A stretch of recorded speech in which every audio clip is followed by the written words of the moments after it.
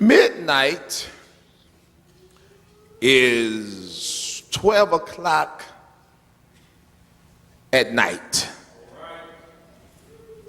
All of the world, especially for Christians, it's pretty quiet at midnight. The rush hour traffic has cleared the highways. Most of the businesses are closed for the night, maybe saving Walmart. Schools have completed their day of education. The children have eaten their last meal for the day. The babies have been tucked away in bed. Neighbors have gone to their own houses. The telephone should not be ringing. Dogs should not be barking. Roosters should not be crowing. The world is quiet at midnight. Most of you God-fearing people are either asleep or preparing for sleep at midnight. But what I have discovered is midnight is good praying time.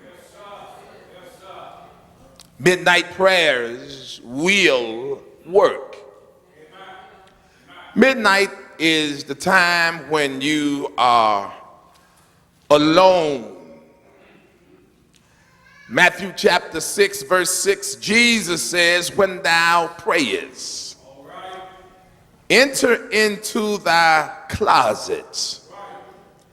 And when you go into your closet, close the door behind you. Matter of fact, the text says, shut the door and pray to the Father in secret. And the Father will hear you in secret, but he'll reward you openly. Whatever time you pray in secret, that's your midnight prayer time. That time does not have to be at 12 o'clock at night. Get out of your bed. Go into your bathroom while the family is sleeping. Close the door and talk to the Lord. Regardless of the hour, that's your midnight prayer. Get in your car, drive down the road, talk to the Lord regardless of the hour. That's your midnight prayer. Be on your job. Go in the break room and talk to God.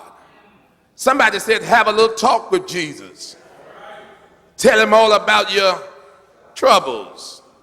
He will hear your faintest cry, and he will answer by and by. That's your midnight prayer. Midnight prayer is when it's nobody but you and the Lord. And I believe that I'm talking to people today. All of us in this room have prayed midnight prayers at one time or another. It's not the clock on the wall, but it's conditions that causes us to pray a midnight prayer. And maybe you feel like you have not prayed a midnight prayer, a sincere, fervent, earnest prayer, but conditions, circumstances, situations, places, and stations in life will change an ordinary prayer into a midnight prayer. Luke chapter 23, verse 39 talks about a thief who was sentenced to death on the cross. That was a midnight prayer condition.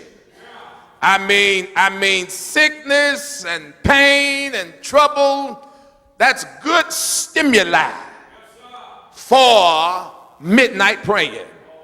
The thief lived a life without midnight praying. I cannot tell you that he did not pray simply because he was a sinner, because sinners do pray. Even sinners pray. The sinner in Luke chapter 18 verse 13, the sinner prayed, Lord, be merciful unto me, a sinner. And if I'm talking to some saved people in here today, you haven't always been saved.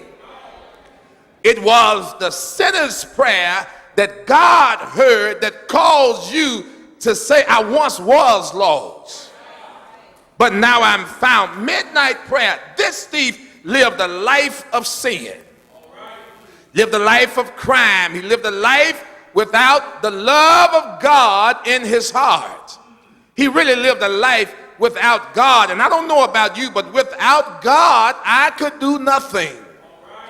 Without God, I would fail. Without God, I would be just like a ship without a sail. This thief lived a life not only without God, but he lived a life without a preacher. Don't live your life, children, without a preacher in your life. My daddy told me the record says, for how shall they hear without a preacher?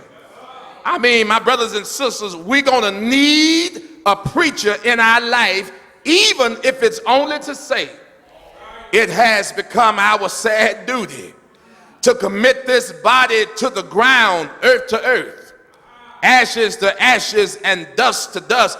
This thief lived a life without God. He lived a life without the preacher. This thief lived a life without the love of God in his heart, but at his lowest manner. And sometimes God has to take you there.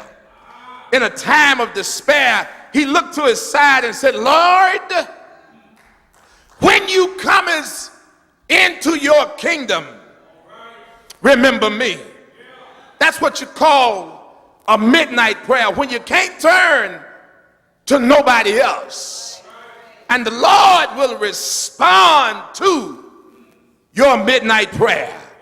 I mean, the Lord said to him, without even questioning him, verily I say unto thee, this day thou shalt be with me in paradise. At the time of this text, notice the place. It occurs at a prayer meeting. A prayer meeting. Notice the people. There's Lydia, a merchant of expensive purple cloth. There's Paul, and then there's Silas. Notice not only the place in this text, not only the people of this text, also the proof that God will answer a midnight prayer. Lydia is baptized as a testimony of a newfound faith. Shackles are loose from Paul and Silas, and then souls are saved. This text opens up by saying to us, Paul and Silas, they were on their way to prayer. It does not say that they were going to pray. It says they were going to prayer.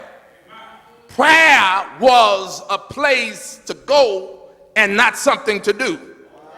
Prayer was a place where the saints would gather together to worship the Lord. At prayer, some folk read the Bibles. At prayer, some people sang spiritual songs. At prayer, some folks led the devotional services. At prayer, some folks shouted for joy. At prayer, the gospel of Jesus Christ was preached. At prayer, some folks stood by the wayside looking, trying to figure out what's really going on here. At prayer, some folk came to put in, and some folk came to get out. Some folk came to see. At prayer, some people came to be seen. All of these things happened at prayer. And the text says that Paul and Silas were on their way. They hadn't made it there yet. They were on their way to prayer.